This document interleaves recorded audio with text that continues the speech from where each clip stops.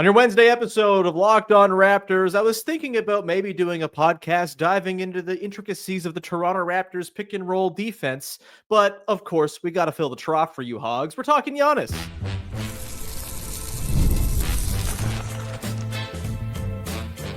You are Locked On Raptors, your daily Toronto Raptors podcast, part of the Locked On Podcast Network. Your team every day. Hey, what's going on? And welcome to another episode of Locked On Raptors, part of the Locked On Podcast Network, your team every day. It is Wednesday, April the 30th, and I am your host, Sean Woodley. I've been covering the Toronto Raptors now for 11 seasons on various platforms. You can find all my work over on Blue Sky. You can see us on Instagram as well. You can join us in the Locked On Raptors Discord server. Link in the description of the podcast. Today's show is brought to you by our friends at Game Time. Download the Game Time app, create an account, use the code LOCKEDNBA for $20 off your first purchase. And we're off and running here on a Wednesday edition of Locked On Raptors, where instead of doing the thing I like to do, which is, take some time, think about how the season went and, dig deep into what individual players have done.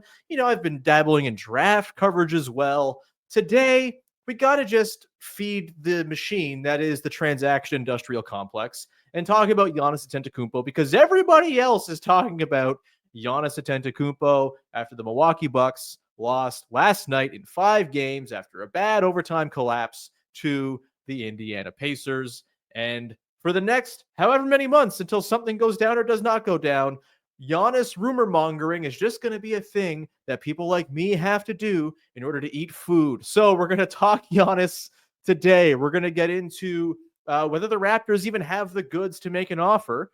They'll certainly be in the mix because Masai Ujiri has been chasing this white whale for 12 years now. We'll get into whether or not it's realistic that they actually land the big fish or the whale if we're doing the Moby Dick comparison. We'll also get into, whether they should be trying to pursue this. Is this the right time for the Raptors to go after one of the best players that we've ever seen play basketball? I'd argue it's probably always the right time. We'll get to that later, but let's just set the stage. And first of all, before we get into it, it is gross that we're sitting here 3 days after a catastrophic Damian Lillard injury and a playoff loss for the Bucks. And the first thing that comes to anyone's mind is he going to get traded now? Is he going to ask out? Is he done in Milwaukee? Because we're all sick in the head. We are all cogs in the transaction industrial complex. There is no ethical podcasting under capitalism, but we're here to do it today because we got it. And with the Bucks having lost yesterday, it's not going to be more timely than it is right now for at least the next couple months until some things can actually start to happen once the playoffs are done. So I'm going to talk about it today. I'm sure we'll bring it up at some point as little rumors and little nuggets of information come out in the weeks and months to come. But this will be the big sort of magnum opus on the whole idea of the Raptors pursuing Giannis this summer. Let's just set the stage of why the Bucks might do this right now. And the reason the Bucks might do this right now is that they're totally screwed. You've seen the roster. You've seen the players that they are trusting on alongside Giannis Antetokounmpo. It's a lot of Bobby Portis. It's a lot of AJ Green. And of course, with Damian Lillard likely out for all of next season and on a massive contract that they're not going to be able to move in all likelihood, it's just a tough way forward here for the Bucks, who have, to their credit, spent all of their chips to build a team around Giannis. They've been a tax team for years over years over years. They made the Drew Holiday trade, then they made the Damian Lillard trade. They've gone out of their way to try to do what they can to build around Giannis. The problem is that it's eventually the bill comes due. We saw this happen with the Raptors, right? The bill came due in the couple of years after the championship. As you trade picks, then you're not replenishing your pipeline. You come to the end of the road with older players and they walk or they just get old and you can't get the same value for them. That's what's happening here with the Bucks. Brook Lopez looks like he might be near the end of the line as much as he's still an effective player. Looked pretty old in this series against the Pacers, got played off the floor quite a bit. He's 37 years old. That's going to happen to 37-year-olds who've had back problems, throughout their careers and things like that. They don't have any picks. They're all out the door to the Pelicans. The Blazers have a couple as well. The picks are out the door for 5 years. They're swaps. They can't really do anything. They're all encumbered. And so they're in a situation where they can't even really tank and expect to get good stuff. We're looking at dark ages here for the Milwaukee Bucks. And the one way out of that might be to get an absolute haul for Giannis Antetokounmpo. Of course, this requires Giannis to want to move on, which I think in all of these conversations, the one thing that often gets missed is that the only thing we really know about Giannis's motivations as a guy are that he has stayed in Milwaukee at every chance he's gotten to potentially bolt over the last half decade or more. He seems to really like being in Milwaukee, and there's every possibility that Giannis says, you know what? I've got my championship. I've got my MVP. I've got my whatever 9 first team All NBAs or whatever he's made at this point. And I'm happy to be a one franchise star and just kind of ride it out here. And if that's the case, then Giannis is not moving because the Milwaukee Bucks, you don't get a guy like Giannis very often. Sentimentality is a very powerful force. We saw it on full display with what happened with the Raptors and the Pascal Siakam, OG Anunoby, Fred VanVleet trio that they won a championship with, had the beautiful title defense season with, thought they were going to be the guys they built the next good team around, and they hung on too long because of sentimentality. John Hollinger at The Athletic wrote about this yesterday. Of course, he dropped an opus like the second the Bucks lost and kind of detailed the situation for the team, which a lot of what I'm kind of going to go through here today, detailing their setup as a franchise, comes from that and Hollinger's breakdown. And Hollinger also alluded to front offices have feelings on these things, right? Like you can't ignore the human element. Everything might say, you know what, the Bucks should just pull off the Band-Aid, kickstart a rebuild and trade Giannis right now. But that's not how human brains work. That's not how human emotions work, especially when you have that much equity tied up in a guy who is the best player your franchise has seen since Kareem Abdul-Jabbar, probably the best player in franchise history, and a guy who has wanted to be there for over a decade. You don't just say goodbye to that lightly. And if there's a chance that Giannis wants to stick around and just kind of be there on middling teams, because they'll be middling at least with Giannis there because he's incredible. He's like the third best player in the world at the moment. He's unbelievable. If he wants to be there because he values the loyalty and just has accepted that, hey, I've got my championship. I'm happy with what I've done winning wise. I just want to be a one franchise guy now. Like he's going to stay. If there's any inkling that maybe he's all right with a move somewhere else, then that's when things look like they'll probably move towards him getting traded. But at this point, I don't think there's any guarantee he's getting moved. We all love to throw it around like it's going to happen, but think of all the times it's happened before. Everyone was sure that the Bucks were going to be, out of luck in 2021 when he hit free agency. Then they make the Drew Holiday trade. They win a championship. They keep Giannis around, extend him right after the Holiday trade. The Raptors were lining up. They were circling the waters. Masai Ujiri with his little shark fin on his head was waiting there. He was clearing cap space, getting ready to have the flexibility to add Giannis in the summer of 2021. And then Giannis extends, and all of a sudden you're looking at Aaron Baines as your starting center and a whole lot of roster problems that were caused by just letting guys walk in order to clear cap space and keep the books clean. We thought again a couple years ago that it might be time for Giannis after another couple first-round losses, but they go and make the Dame trade. He extends right away. Like the Bucks have shown a capacity to do what it's going to take to keep Giannis. The difference now is that it feels like there's a bit of finality to it all. There's not so much in the way of wiggle room. They don't have draft assets. They can't go and make another Dame trade or a Drew Holiday trade. And so they might just be staring down the barrel of, you know what, we just got to move on here. And again, if Giannis is open to that, then I think there's a very good chance he gets moved this summer because it just makes a lot of sense for the Bucks to do it. But if there's any part of Giannis that says, hold off, I want to be here still, then I don't think we're going to see it. Either way, there's no guarantee he becomes available. But I can guarantee you that if he is, Masai Ujiri, who, like I said, has been pursuing Giannis like Captain Ahab for more than a decade now, dating back to the night he was drafted, where the clips are out there of Giannis, of Masai trying everything he could to trade up in that draft where the Raptors did not have a pick to try to get Giannis Antetokounmpo in the middle of that first round before the Bucks got to him. That didn't happen. And he drafted Bruno as like some weird therapy the year after. And he has been hunting that kind of gigantic wing forever since then. This is just what Masai does. We know they're opportunistic. We know they're always going to hunt stars. We know they're always going to be in the mix. And so if there is any inkling that Giannis is going to be available, you can bet your ass the Raptors will be in the mix, at least poking around, making calls, seeing what they can do. Do they have an offer that could get it over the finish line? They don't not have an offer. We'll get into that and where they'd stack up against the other potential suitors coming up in just 1 second. Today's show is brought to you by Car Gurus, a new sponsor here on the show. Are you shopping for a car?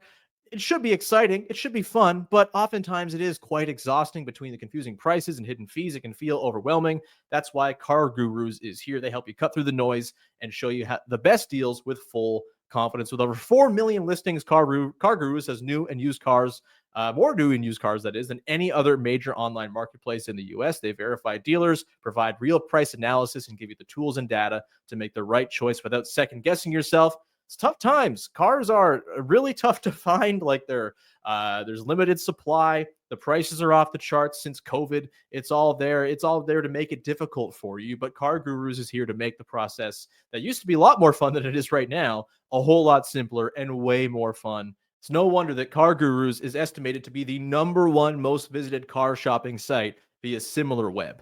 Buy or sell your next car today with Car Gurus at cargurus.com. Go to cargurus.com to make sure your deal is the best deal. That's cargurus.com, cargurus.com. Back at it here on your Wednesday edition of Locked On Raptors, talking Giannis Antetokounmpo, because trades, baby, transactions, we love them. Let's just kind of get into the big question. Do the Raptors even have a shot in hell at getting a guy as good as Giannis Antetokounmpo? If you've never heard of this guy, he's pretty good. He's, won an MVP, maybe 2. I don't know. He's been in the mix for them 100 times. I think he's been top 4 in MVP voting like 6 or 7 years in a row. He's a model of consistency. He's an absolute monster. He's incredible. He's always on the first team All NBA because he's one of the best players alive. Everybody knows this. When it comes to the Raptors, like I said, they're not drawing dead if it comes to a bidding war because they have a few things. One, they have all their picks, which is a big thing. In a league where there's like 6 or 7 teams that have controlled every pick in the league, seemingly, having your picks all the way into the future, which the Raptors still have despite trading for Brandon Ingram. They use that Pacers pick to get it done. All of their picks starting this summer all the way through 2031 or whenever they're not available beyond that. Like, they're all there for the Raptors to peruse. Of course, they potentially have a very high pick this year as well, which could be a pretty interesting thing for a Bucks team that, yes, sucks at drafting, which is a big reason they're in the situation they're in right now. But having a high pick would not be a bad way to kickstart things. Of course, a couple of the other teams that are going to be in the mix here may also have high picks. I think the Rockets have a lottery pick from some team. I'm not exactly sure where it's from, but I'm pretty sure they're in the lottery. Have a chance to be near the top of the lottery. The Spurs, obviously, we'll talk about the Spurs in a second. I shudder to think about what a Wemby-Giannis duo would look like, but it's possible. We'll get into it. But for the Raptors, I mean, the big thing is it's Scottie Barnes. This is the guy the Raptors would have to put on offer as just the basis of a package, not only for salary reasons, but because he's just like the kind of guy you got to trade in order to get a guy like Giannis. Giannis is one of the inner circle best guys. He is one of the 5 to 7 players at any given time who can make you championship viable with the right pieces around him. There's just not that many guys alive. And the entire team building pursuit for most teams is trying to find one of those guys.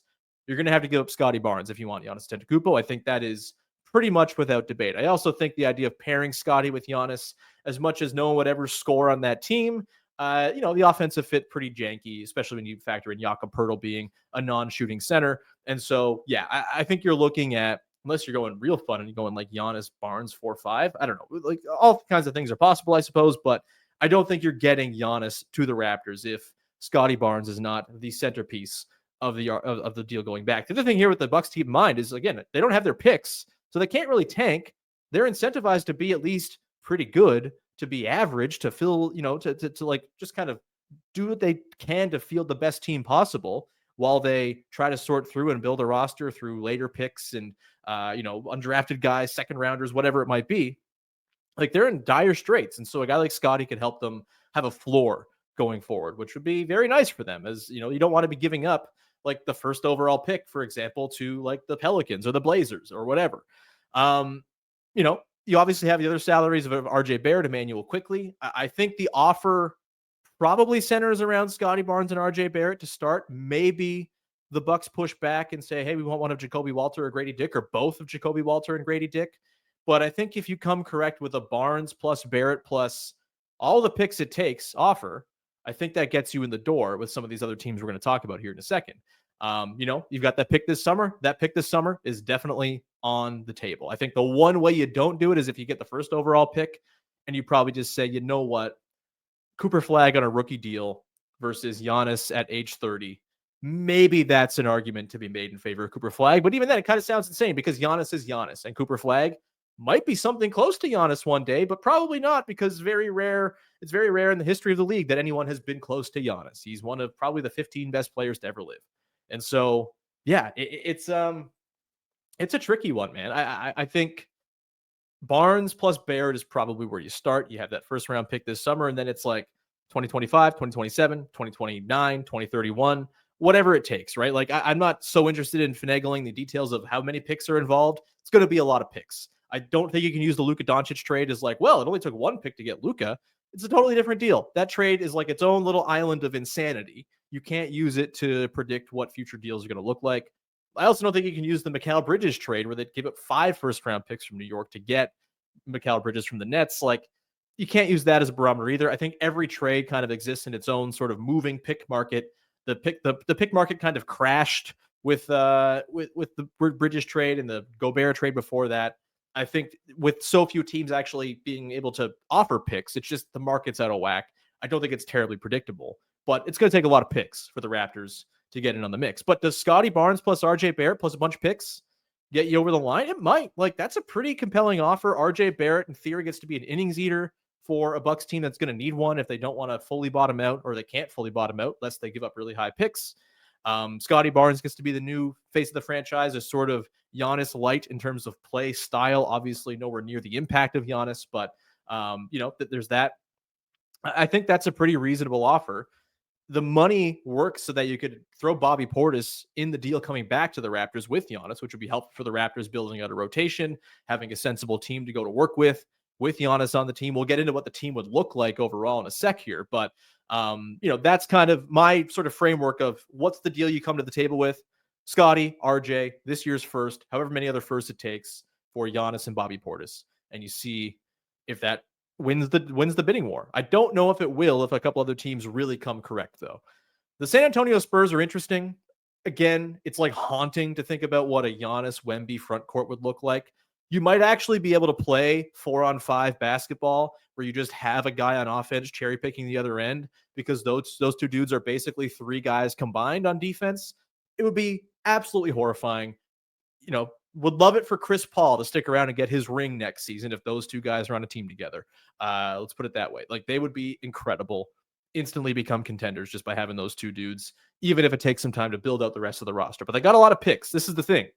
They have stuff to offer. No one of the level of Scottie Barnes. They have Stephon Castle, who just won Rookie of the Year in a bad rookie year.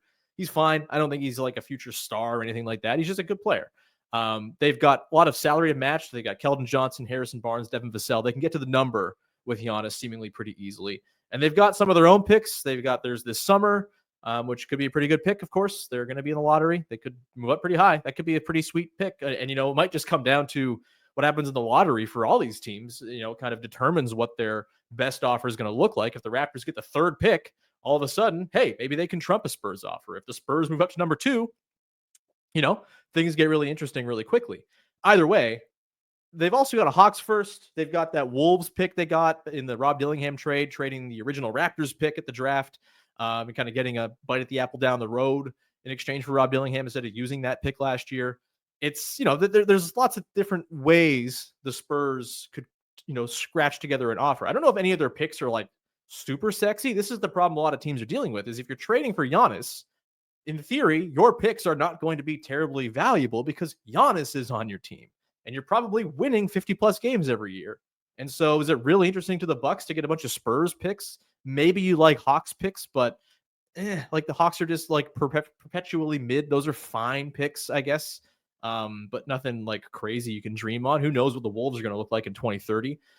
Maybe that's a nice pick to throw into a mix. But yeah, I think that pick actually is the better of the Wolves or the Mavs, which is maybe a really excellent pick to throw in if you're looking down the future of the Mavericks. But yeah, I think The Spurs offer is interesting. And here's the thing with that you got to consider with all this as well. Like if Giannis tells the Bucks, I want to go to the Spurs, I want to go to the Raptors, I want to go to the Rockets, I want to go to the Nets, I think the Bucks are likely going to at least listen a little bit to him there, considering what he's done for the franchise. This is not going to be a situation where they just send him to some backwater because the best offer comes for him. Like I think they're going to take his preferred destination into account. And maybe Giannis just wants to go win championships with Wemby, and they just get it done and they figure out a way. The De'Aaron Fox thing happens, right?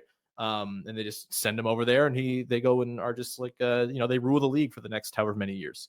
Horrifying to think about it. Either way, I think the Raptors offer on balance is probably a little bit better if Scottie's in there and you have all the picks and their pick this year is involved. But it's pretty close, I think, because the Spurs have a little bit more in terms of pick capital they can play around with. The team that is probably sitting in the catbird seat, where if they really want to come to the table and come correct with a real offer, that they probably have the best offer, is probably the Houston Rockets. Amen Thompson, that's a pretty damn good starting point. He's very exciting. He's very good. A lot of people kind of say, hey, he could be like a smaller version of Giannis one day. What if they just got the actual Giannis? Like, if you don't trade Amen Thompson for Giannis, I think you're being too precious about Amen Thompson, if we're being real. The other thing that is the deal breaker or the deal maker, if you're the Suns, is they have Suns picks. Sorry, if you're the Rockets, is they have Suns picks. The Suns, their next 5 to 10 years look as grim as any team in the league, except for maybe the Bucks. That's a really nice set of picks to have in the door, especially if you're the Bucks and you can't tank. If you can get those picks in the door and at least know, hey, like we're shorting the Suns' future.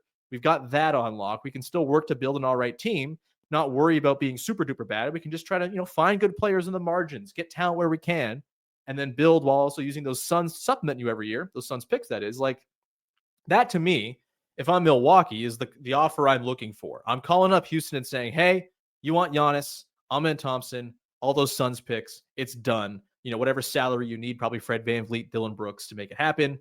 And the Rockets, I think, are fools if they don't do that, frankly. As much as like they probably need more sort of like shot creation as like a natural need, everyone's biggest need is a guy who's as good as Giannis Antetokounmpo. And I think they probably, come to grips with, the fit might be still kind of janky. We need some shooting, and figure that out once you get Giannis on the basketball team. That's what if I'm the front office for the Suns, for the Bucks, that's what I'm looking at. Can I get those Suns picks plus Amen Thompson? And if the Rockets don't come correct, then I think the Raptors very much become in the running if it's something I want to do. And again, you'd be foolish to think Masai Ujiri is not going to kick tires on Giannis, considering his decade-plus long obsession with having Giannis or Giannis-like players on his basketball team.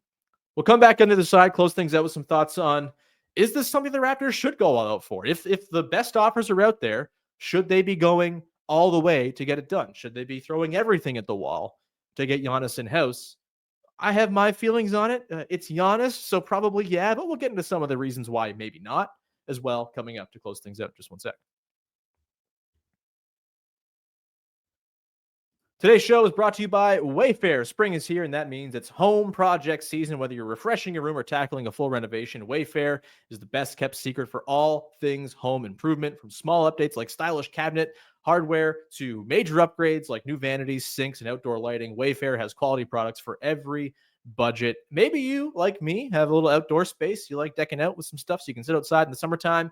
Maybe you're looking for some outdoor furniture. Wayfair can be a great place to go find that. It's a tough thing to find, like affordable, good quality outdoor furniture. You got all kinds of stores, and it just doesn't quite fit the bill, or the bill is too high. And so Wayfair can be a great place to go and peruse all of it. They're free, and fast shipping makes it so easy. No hauling heavy items from the store.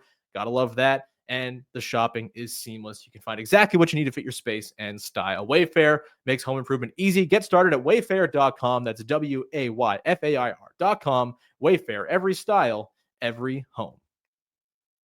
And today's show is also brought to you by our friends over at Game Time. There's nothing like the atmosphere of the playoffs, baby. Unless you are at a Toronto Maple Leafs home game where they lose 4-0 to the Ottawa Senators to force a Game 6. That should not be happening. But if you want to go and see the Maple Leafs in Ottawa on Thursday like some kind of sicko and see them maybe squander a 3-0 lead and force a Game 7, be my guest. You can do that with Game Time. The tickets are available. They're cheap. They're easy to use. And hey, maybe you're also dead inside like me. And if the Leafs lose, you'll be looking to do other things with your time. Next week, I'm going to see MJ Lenderman at the Danforth Music Hall. I bought tickets for that concert on Game Time, and they were super affordable. Highly recommend you go check them out. You can get them for all the things you want and last-minute deals, baby. Save up to 60% off by buying last minute for sports, concerts, comedy, and the theater. They got all in pricing, means no surprise fees at checkout. What you see is what you pay. Take the guesswork out of buying tickets with Game Time. Download the Game Time app. Create an account. Use the code LOCKEDONNBA for $20 off your first purchase. Terms apply. Again, create an account. Redeem the code LOCKEDONNBA for $20 off. Download Game Time today. Last-minute tickets. Lowest price. Guaranteed. Wrapping it up here on your Wednesday episode of Locked On Raptors, getting into the Giannis thing, because you little hogs out there just love the trough filled with trade talk. It's just how you guys operate. So let's keep on feeding you. This is big feed day, just shoveling it in. Let's get into the question of, like, should the Raptors do this? If the opportunity presents itself to get Giannis Antetokounmpo, do you just do it regardless of the price? Do you just pay full freight, win the bidding war at all costs? Let's say, for argument's sake, it is that Scottie plus RJ plus all the picks, 2025, 2027, 2029, 2031, maybe even pick swaps in there too. You know, pick swaps when you're really good, not so much you're really concerned about there. But yeah, that's probably the sort of full freight offer. Maybe you toss in one of Jacoby Walter or Grady Dick to really sweeten the pot. You bring back Giannis and Bobby Portis again, for argument's sake. It leaves you with a rotation that I think is pretty interesting. You get Emmanuel Quickly, Grady Dick, Brandon Ingram, Giannis Antetokounmpo, Jakob Poeltl as a theoretical starting five, Jamal Shed, Jacoby Walter, Ochai Agbaji, Jamison Battle, Bobby Portis, Jonathan Mobo as your 6 through 11 on your roster. That's an interesting team. It's maybe not like inner circle title contender right away, but it's a damn good team. It probably wins 50-plus games in the East. It probably gets you into the home court conversation. I think it makes you better than, say, the Pacers. Like, Giannis is just amazing, and I think Brandon Ingram, like, a perfect fit. I mean, if Chris Middleton was an excellent fit next to Giannis, Brandon Ingram is just like a taller version of that guy. I think that is a really fascinating two-man game you could kind of build the whole thing around. I think Quickly gets really weaponized as a guy who can scurry around off ball while also creating. I think we've seen, like, in theory, a pull-up shooting guard running pick and roll with Giannis is a beautiful thing. Obviously, that hasn't quite worked with Dame and Giannis. Giannis kind of plays a little bit of a different style, doesn't love screening, likes to have the ball in his hands, likes to create. It's not a perfect team. Again, Giannis Yak, I think, can totally backstop a good defense. Not the greatest spacing situation. They'd have to get creative with some lineups. I think you'd see a lot of Giannis at the 5 with lots of shooting inside there. I think you'd see a lot of Giannis Portis Jakob. Like, they'd get creative. They'd have different front court configurations they could throw out, though. You know, I just think the team is good enough. It's not one of these situations. This is why I don't really buy the Nets as a team to go get Giannis. Because if the Nets are getting Giannis, they're probably trading any good players they have to get him, or like expensive players to match salaries. And I mean, I guess they have some cap space, so they could use that to make it easier. But, like, what do you want to work with Cam Thomas and Cam Johnson and Giannis? Like, I don't know about that. Like, they feel like a team that just is so far away roster wise that it doesn't make sense for them to get Giannis at this age. Whereas the Raptors, I think, with the way they've turned this roster around over the last year, I think it does actually make quite a bit of sense for them to go and pursue something like this. I've been talking about it, maybe looking at next summer as the time to make a big swing trade, but this is a franchise that's always in the mix, always trying to be opportunistic. And if you can't really account for when opportunities come along, if Giannis is available this summer, you get in on that, no doubt about it. And again, you might not win the bidding war because Houston kind of has the trump card if they want to pull it out, but I think you got to get in the mix and at least do your best. The only way I'm not doing this, like I said before, is if the Raptors end up with the number 1 overall pick. The advantage of having a guy like Cooper Flagg, who projects to be at least a star, if not a superstar, whatever your distinction there may be. I just think the idea of adding him to this team, keeping everything else you have, keeping all your picks, probably just a better team building path going forward than throwing everything for Giannis. And you could maybe argue that the same applies if you get the second pick, though to say it out loud, Dylan Harper being the reason you don't pull the trigger on a deal for literally Giannis Antetokounmpo seems kind of insane. So yeah, I think it really has to be the first overall pick before you really balk at this. And maybe if it's the second overall pick, you're giving up fewer picks down the line because you're like, okay, guys, like we're giving you Scottie, we're giving you RJ, and we're also giving you a really damn good pick and a fast track to get back to where you want to be with a potential star in Dylan Harper being available. Could be a nice fit with Scottie Barnes, all of that. Like, we're going to take a couple of those picks off at the back end, and you're just going to be happy with this very high pick and this supposedly very good draft. And so all kinds of moving parts there. The argument to me, like against it outside of getting one of those picks, like it's kind of a flimsy argument, but if there is one to be made, maybe the argument is just that like it's okay for the team to be normal for a while and just kind of see what they have. Like we haven't even seen what this team looks like yet. We haven't seen them play with Brandon Ingram. It'd be kind of insane to go and just not insane like in a value way, just like in a team building, just sort of just thinking about how these things tend to go. It would be kind of weird to just trade Scottie Barnes before you see what this team is, but at the same time, it's for Giannis, and so you just do it. If you're the kind of person who, like me, like I appreciate just watching like a good basketball team. I don't need title contention to keep myself excited or satiated as a fan. If you just want to watch a normal team that's not instantly throwing itself back into the world of big expectations by trading for Giannis, like I can understand if you're a little lukewarm on the idea, but it's Giannis, dog. It's Giannis. And if you have an opportunity to get him still in his prime, maybe his late prime, but still in his prime, I think you just have to do it. And again, I wouldn't be saying this if the rest of the roster was totally barren. It's not. Like there's a lot to work with here. And it's the kind of thing where, again, maybe they're not a title contender right away, but as a guy like Grady Dick or Jacoby Walter, maybe Jonathan Mobo or Jamal Shed take steps forward, then the roster kind of takes more shape, it matures, and it looks like, okay, like this is a team you can really go to work with. They'd be light on other things to make moves with for sure. And that's the consideration here is like, you're trusting big time in this developmental pixie dust that you've kind of tapped back into here being a real thing.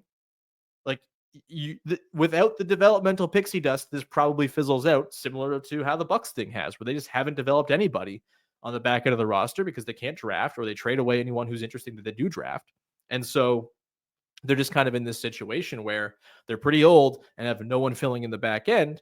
You have to really hope the Raptors are actually back to their past glory of finding second round hits, finding undrafted guys, finding their ways to find players in unorthodox fashions to help supplement the roster. Because again, you're not going to have a ton of trade flexibility unless you're trading actual players from the roster.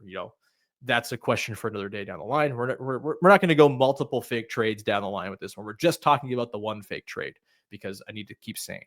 But yeah, if it's possible, if it's there, if Giannis is available and the bidding war is, ratcheting up, I do think there's a case for the Raptors just saying, you know what, man, like you don't get this chance very often. Let's do all we can. And it may still lose, but at least you could say you tried. A couple other teams I think are going to get thrown around in this. I mentioned the Nets. I don't see them as a team just because they just don't have the roster to supplement and be a contender. It's just kind of throwing Giannis into a very similar situation that he's in right now. Maybe a little younger, but still not a ton in terms of talent around him. The other team that's going to come up, because this is the only thing people seem to imagine this team doing with all their picks, is the Oklahoma City Thunder. I don't see it for the Thunder. I've talked about this a little bit. And this is a common thing we talk about in the Discord. If you're part of that, please join. But the big thing here is like, the Thunder are not about to go and trade all their picks for Giannis and then set themselves up with like a 4-man core that's going to cost all the money. The reason they have all these picks, my hunch is at least, is they've seen what the second apron is going to do to team building. It's going to make it really difficult. And those picks are just like a means by which they'll be able to keep their core three together while just constantly cycling through cheap rookie deal talent. And, some guys will be casualties. Maybe a Lou Dort walks at some point and gets paid. Jalen Williams is a guy I've talked about as someone who could be very gettable this summer. The backup Jalen Williams, the center Jalen Williams, not the star Jalen Williams. All these guys, it's, Isaiah Joe, Aaron Wiggins, at some point, the bill is going to be too pricey for that team to pay everybody. And they're not going to complicate that further by getting Giannis when they're already maybe the favorite to win the championship as currently constructed.